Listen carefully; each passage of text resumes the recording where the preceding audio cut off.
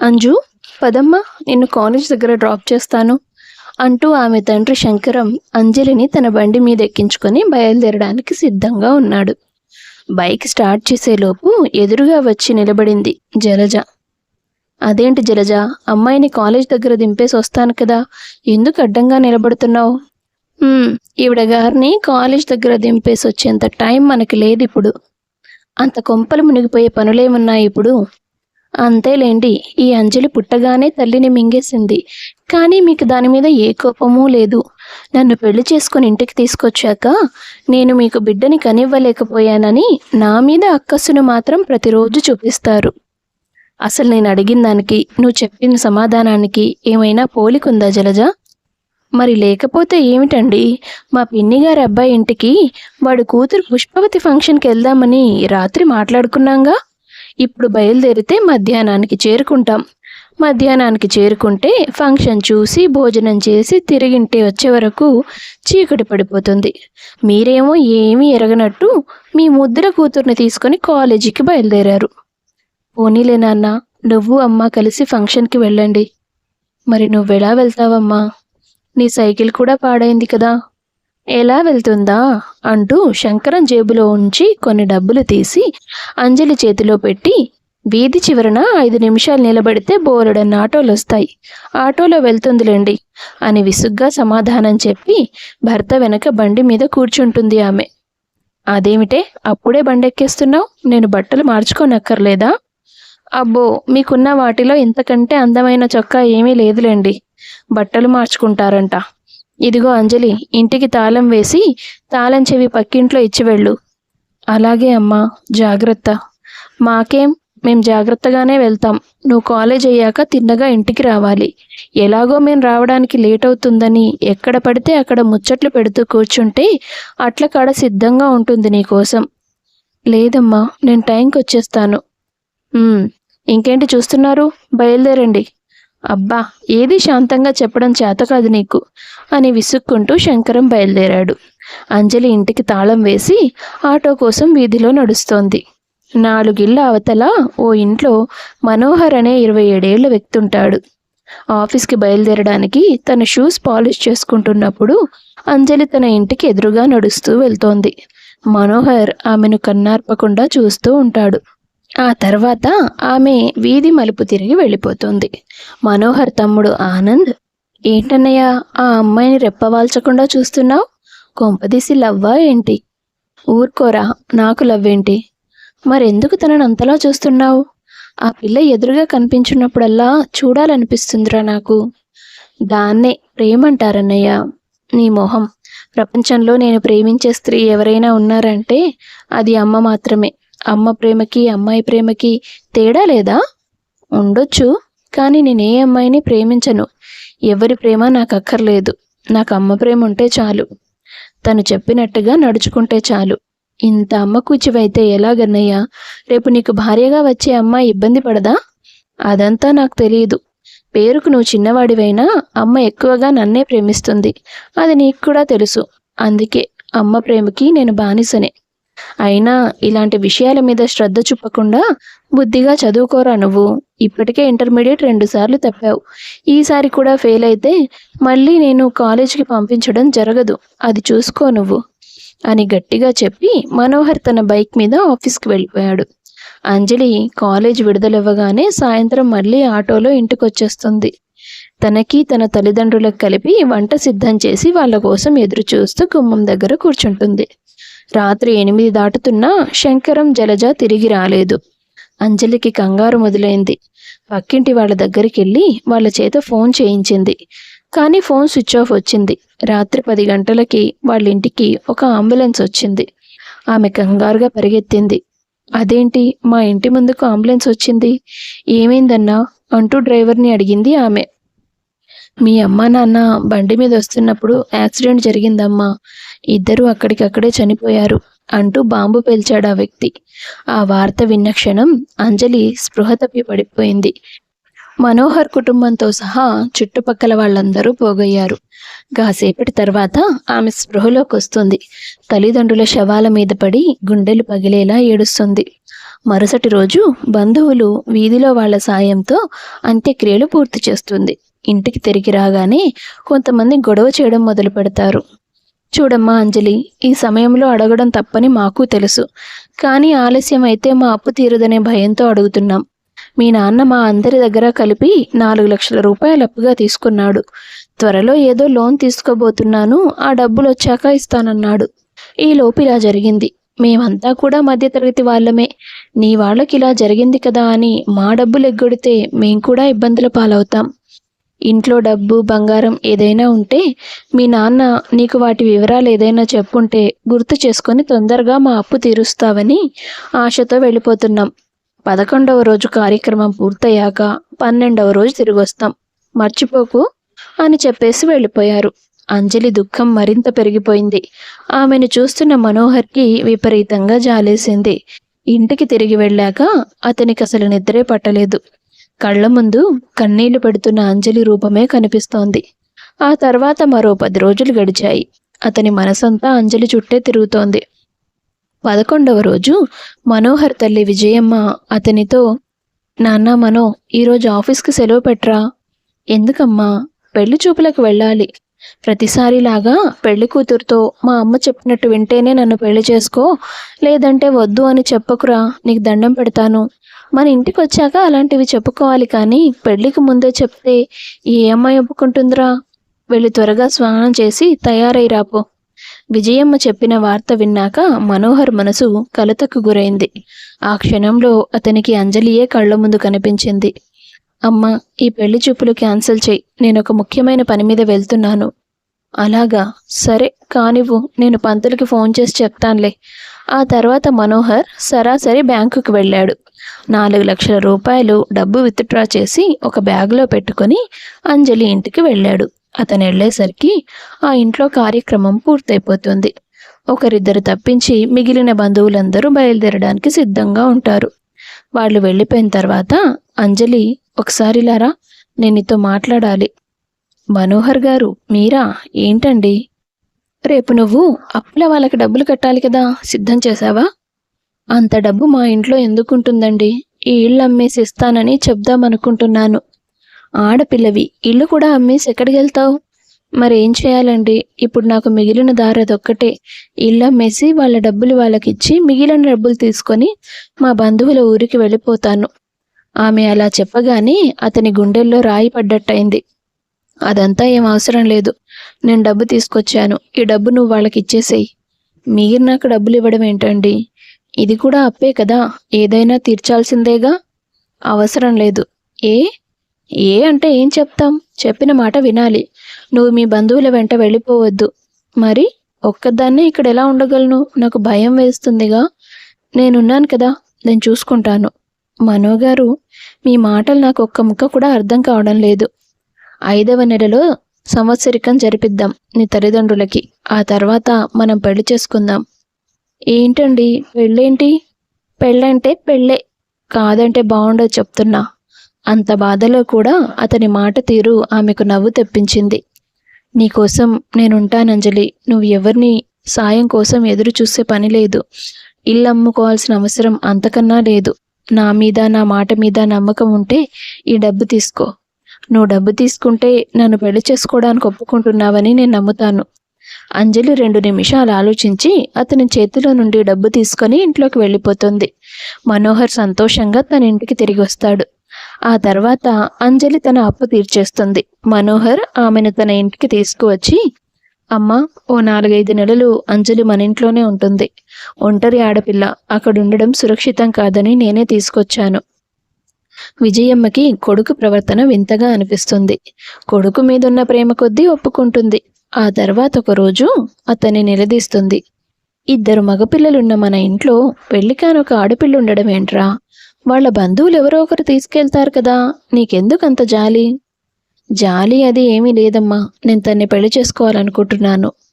అదేమిట్రా ఉన్నట్టుండి అంత పెద్ద బాంబు పేల్చావు? ఆ పిల్లకి కన్నవాళ్ళు కూడా లేరు, కానీ కట్నం రాదు. ఎందుకమ్మా? తన కన్నదమ్ములు కూడా లేరు, ఉన్న ఇల్లు ఎక్కడికి పోతుంది? అదే కట్నం అనుకో. అబ్బో, నా కొడుకు బాగానే ఆలోచించాడు. మన ఇంటికి దగ్గరలో మరో ఇల్లు, ఈ ఏరియాలో రోజురోజుకి భూమి విలువ పెరుగుతూనే పోతుంది. తెలివైన వాడివేరా. సరే, నాకెలాంటి అభ్యంతరమూ లేదు. అలా ఆమె ఒప్పుకోవడంతో 6 నెలల తర్వాత అంజలి మనోహర్ల పెళ్లి దగ్గర బంధువుల మధ్య సింపుల్గా జరుగుతుంది. పెళ్ళైన మరుసటి రోజే అంజలి, టైం 5:30 అవుతోంది, ఇంకా లేవేంటి? అదేంటండి ఇంత ఉదయాన్నే? ఇప్పుడు నువ్వు కాలేజ్కి వెళ్ళే పిల్లవి కాదు, ఒక ఇంటి ఇల్లాలివి. అత్తగారి కంటే ముందే నిద్రలేచి ఇంటి పనులు చేయకపోతే మా అమ్మ కోపం వస్తుంది.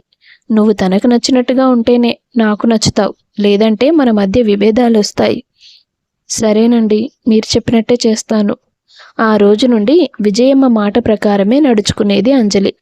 అయినా సరే విజయమ్మకి తృప్తిగా ఉండేది కాదు. అంజలిని చీటికి మాటికి ఏదో ఒకటి అంటుండేది. పండగలకి పబ్బాలకి ఇంటికి పిలిచి మర్యాద చేయడానికి, కానుకలివ్వడానికి అత్తగారి ఇల్లు కూడా లేని ఇంటికి అల్లుడయ్యాడు నా కొడుకు. నిన్ను కాకుండా ఇంకెవరిని చేసుకున్నా వాడికి అన్ని మర్యాదలు దక్కేవి. ఎందుకత్తయ్య అలా అంటారు? మీ అబ్బాయి తనంతట తానే వచ్చి పెళ్లి గురించి మాట్లాడారు, మీకు తెలుసు కదా. అబ్బా, నువ్వెన్ని నంగనాచి వేషాలేసుంటే వాడికి నిన్ను పెళ్లి చేసుకోవాలని బుద్ధి పుడుతుంది? అత్తయ్య, మీరెంత పనైనా చెప్పండి, నేను చేస్తాను. ఎన్ని కూరలు వండమన్నా వండుతాను. కానీ ఇలా నా వ్యక్తిత్వాన్ని తక్కువ చేసి మాట్లాడొద్దు. అబ్బో, పౌరుషాలకేమీ తక్కువ లేదు అమ్మాయి గారికి. పెద్ద రాజవంశం నుంచి వచ్చినట్టు పొగరు మళ్ళీ. చిన్నప్పటి నుండి సవతి తల్లి దగ్గర మాటలు పడుతూ పెరిగిన అంజలికి అత్తగారి ఎట్టి పొడుపులు భరించడం అంత కష్టమేమీ కాలేదు. కానీ ఆమెను అలా తిడుతున్నప్పుడు విన్న ఆనంద్, ఏమైందమ్మా నీకు? కాలు కదపకుండా అన్ని పనులు జరిగిపోతున్నాయి. నువ్వు గరిట తిప్పకుండా భోజనం నీ ముందుకు వచ్చేస్తోంది. కడుపు నిండా తిని కంటి నిండా నిద్రపోక ఇంటెడు చాకిరి తన మీద వేసుకొని చేసే వదినతో అవసరం లేకపోయినా ఇలాంటి మాటలు మాట్లాడి బాధ పెడతావెందుకు? ఏమిట్రా నోరు లేస్తోంది? నువ్వు ఈవిడ గారికి సపోర్టా? ముందు ఇంటర్ ఎలా పాస్ అవ్వాలో ఆలోచించుకో నువ్వు. వెళ్ళిక్కడి నుంచి అంటూ చిన్న కొడుకుని కూడా కసిరిందామె. అంజలి పెరట్లో కూర్చొని అత్తగారి మాటలు తలుచుకొని, ఈ పెళ్లి నేను కోరుకుంటే జరగలేదు. నోరు తెరిచి అడగకపోయినా ఆయన నా అవసరాన్ని అర్థం చేసుకొని సాయం చేశారు. ఆ కృతజ్ఞతతో ఆయన పెట్టిన పెళ్లి ప్రతిపాదనని నేను కాదనలేకపోయాను. మా ఇంట్లో పిన్ని ఎన్ని మాట్లాడినా నాన్న నన్ను వెనకేసుకొచ్చేవాడు కాబట్టి నాకు ఆ బాధ తెలియలేదు. కానీ ఇక్కడ అత్తయ్య అనవసరంగా ఏదో ఒకటి అంటూనే ఉంది. ఆయనకి చెప్పుకునే అవకాశం లేదు. ముందే తేల్చి చెప్పేశారు, వాళ్ళ అమ్మగారికి నచ్చినట్లు ఉండాలని. మనసు ఆందోళనగా ఉంటే పంచుకోవడానికి ఓ మనిషి కూడా లేకుండా అయిపోయింది జీవితం అని లోపల బాధపడుతోంది. ఏంటి వదిన, అమ్మ మాట్లాడిన మాటల గురించి ఆలోచిస్తున్నావా అంటూ వచ్చాడు ఆనంద్. అయ్యో లేదు ఆనంద్ బాబు, నీకేమైనా కావాలా చెప్పు, నేను చేస్తాను. నువ్వేమీ హోటల్లో వెయిటర్వి కాదు వదిన, ఆర్డర్ చేయడానికి మాత్రమే నీ దగ్గరికి రావడానికి. మాలాగే ఈ ఇంట్లో మనిషివి, నీతో మాట్లాడడానికి రాకూడదా? అయ్యో ఎంత మాట, నేనలా అంటానా? అయినా ఆనంద్ బాబేంటి, నన్ను నందు అని పిలువు. అలాగే నందు. అవును, ఇందాకేంటి అత్తయ్య నిన్ను పరీక్షల్లో పాస్ అవ్వమంటుంది, ఏంటది? నేను ఇంటర్మీడియట్ 2 సార్లు ఫెయిల్ అయ్యాను వదినా, దాని గురించే అమ్మ తిడుతూ ఉంటుంది. పోనీ ట్యూషన్కి వెళ్ళకపోయావా? ట్యూషన్లో చెప్పేది కూడా కాలేజీలో పాఠాలు చెప్పే మాస్టర్లే కదా. క్లాస్లో అర్థం కానిది ట్యూషన్లో మాత్రం ఏమర్థం అవుతుంది? మరెలా? నువ్వు కాలేజీలో ఎప్పుడు ఫస్ట్ క్లాస్లో వచ్చేదానివి కదా వదినా. ఎవ్రీ ఇయర్ నోటీస్ బోర్డులో నీ ఫోటో పెట్టి మరీ కాలేజ్ ఫస్ట్ వచ్చావని రాసేవారు కదా. అవును, నేను బాగా చదువుకొని మంచి ఉద్యోగం సంపాదించి అమ్మని నాన్నని బాగా చూసుకోవాలనుకునేదాన్ని. కానీ చివరికి ఎవ్వరూ లేని అనాథగా మిగిలిపోయాను. అలా అంటావేంటొదినా, నీకోసం ఇంత పెద్ద కుటుంబమే ఉంది. అమ్మ గురించి నువ్వు పట్టించుకోకు. నీకేం ప్రాబ్లం ఉన్నా నాతో చెప్పుకో. నన్ను నీ ఫ్రెండ్ అనుకో. అప్పుడు నాతో అన్నీ షేర్ చేసుకుంటావు. మనసు మీద పడిన బరువు తగ్గుతుంది. ఏ ఫ్రస్ట్రేషనో ఉండదు. వయసు చిన్నదే అయినా నీ మనసు చాలా మంచిది నందు. ఇవన్నీ చెప్తున్నావు కానీ నాకు ట్యూషన్ చెప్పడం గురించి ఏం మాట్లాడడం లేదు నువ్వు. సరేలే, ఈసారి నీకు ఎగ్జామ్స్లో పాస్ అవ్వడానికి నేను హెల్ప్ చేస్తాను. నీకు అర్థం కాని పాఠాలన్నీ వివరించి చెప్తాను. థ్యాంక్స్ వదినా. అలా ఆనంద్కి అంజలికి మధ్య మంచి స్నేహం కుదురుతుంది. అంజలి ఆనంద్ని చక్కగా చదివిస్తూ ఉంటుంది. అది చూసిన విజయమ్మకి అసూయ పుడుతుంది. వీడికి కన్న తల్లి అంటే విలువలేదు కానీ వదినా వదినా అంటూ దాని కొంగు పట్టుకొని తిరుగుతున్నాడు. దాని మీద ఒక్క మాట కూడా పడనివ్వడం లేదు. ఇలా కాదు, ఓ 4 మాటలు ఉన్నవి లేనివి కల్పించి మనోహర్కి చెప్తే వాడు దానికి 4 తగిలిస్తాడు. అప్పుడు నా కడుపు మంట చల్లారుతుంది అనుకున్న విజయమ్మ ప్రతిరోజు కొడుక్కి కోడలి మీద చాడీలు చెబుతూ ఉండేది.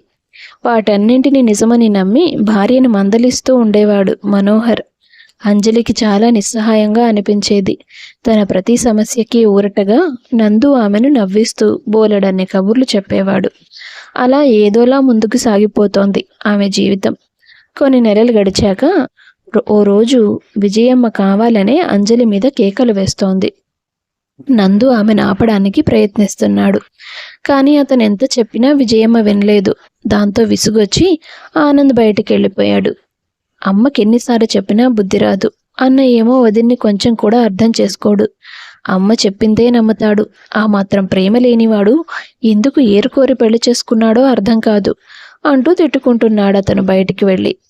ఏంటే, నిన్ను గట్టిగా పిలిచినా కూడా నీకంటే ముందు నందు వచ్చేస్తున్నాడు. అంత మాయ చేస్తున్నావా వాడిని? అవేం మాటలత్తయ్యా? లేకపోతే ఏమిటి? నాకంటే వాడికి నీ మీద ప్రీతి ఎక్కువగా ఎందుకు? ఎప్పుడు నీ కొంగు పట్టుకునే తిరుగుతున్నాడు. చిన్న పిల్లాడత్తయ్యా, తనకేం తెలుసు? వాడు చిన్నోడే, కానీ నీ మీదే నాకు చాలా అనుమానాలున్నాయి.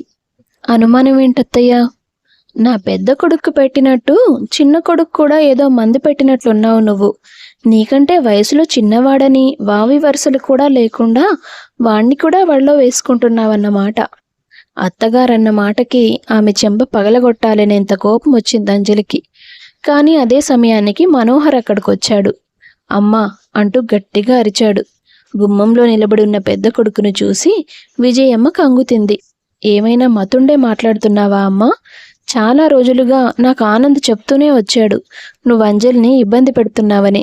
కానీ ఈ ఇంట్లో ఏం జరిగినా నీకు నచ్చినట్లే జరగాలని నేను కూడా నీ బాటలోనే నడుస్తున్నాను. అంజలికి నందుకి మధ్య సంబంధం అంటగట్టి మాట్లాడడానికి నీకసలు నోరెలా వచ్చిందమ్మా?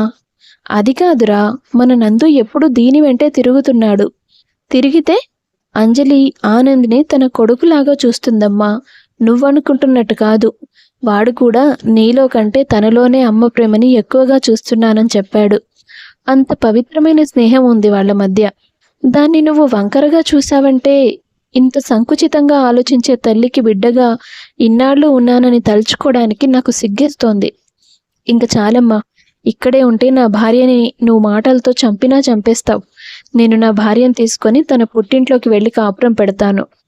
అన్న వెనకాలే వచ్చిన ఆనంద్ అతని మాటలన్నీ విని చప్పట్లు కొడతాడు. మొదటిసారి కరెక్ట్గా మాట్లాడావన్నయ్యా. నీకు నోటి దురుసు ఎక్కువని అనుకున్నాను, కానీ నేను ఎన్ని రోజులు నీకు మనస్సాక్షి అనేది లేదని ఈరోజు అర్థమైందమ్మా.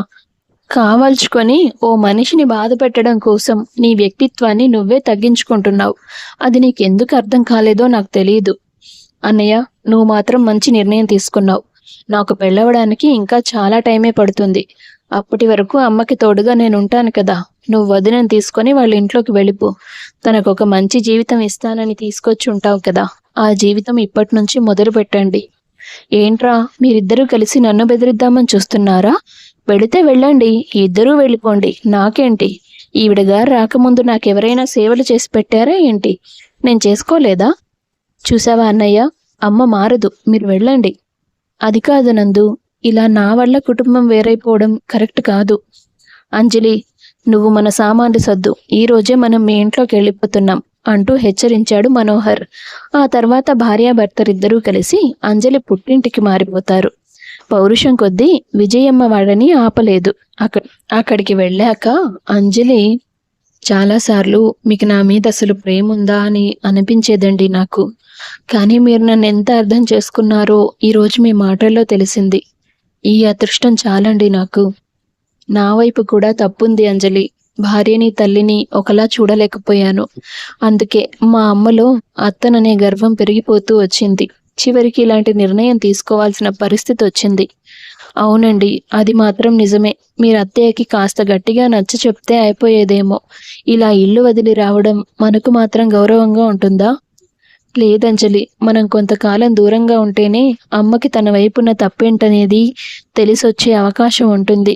ఎప్పుడూ తన మాటకు ఎదురు చెప్పని కోడలు, చిన్నప్పటి నుండి అమ్మే సర్వస్వం అనుకున్న కొడుకు ఇంట్లో లేకపోతే ఆ లోటు తనకు తెలియదంటావా? ఖచ్చితంగా తెలుస్తుంది. అలా వాళ్ళు తాము తీసుకున్న నిర్ణయం మీద నిలబడ్డారు. కొంతకాలం గడిచింది. వాళ్ళ అన్యోన్య దాంపత్యానికి ఫలితంగా అంజలి పండంటి మగబిడ్డకి జన్మనిచ్చింది. బిడ్డ పుట్టిన దగ్గర నుంచి విజయమ్మకి కాలు ఇంట్లో నిలవలేదు. ఓవైపు తన పంతం, మరోవైపు కొడుకు మీద మనవడి మీద ఉన్న ప్రేమ. రెండింటిలో ఒకదాన్ని ఎంచుకునే పరిస్థితి వస్తే ఆ తల్లి మనసు ఆఖరికి కొడుకు దగ్గరికి వెళ్ళడానికి నిర్ణయించుకుంది. దాదాపు సంవత్సరం తర్వాత కన్నతల్లి తన దగ్గరికి రావడంతో మనోహర్ కూడా సంతోషించాడు. విజయమ్మ వాళ్ళకి క్షమాపణలు చెప్పి వాళ్ళ ముగ్గురిని తిరిగి తన ఇంటికి తీసుకొచ్చేస్తుంది. అప్పటి నుంచి ఆ కుటుంబం ఎలాంటి విభేదాలు లేకుండా ఆనందంగా కలిసి బ్రతుకుతారు. కథ నచ్చితే వీడియో లైక్ చేసి షేర్ చేయండి. తప్పకుండా ఛానల్ సబ్స్క్రైబ్ చేసుకోండి. మీ అభిప్రాయాన్ని కామెంట్స్ రూపంలో తెలియపరచండి. అందరికీ ధన్యవాదాలు.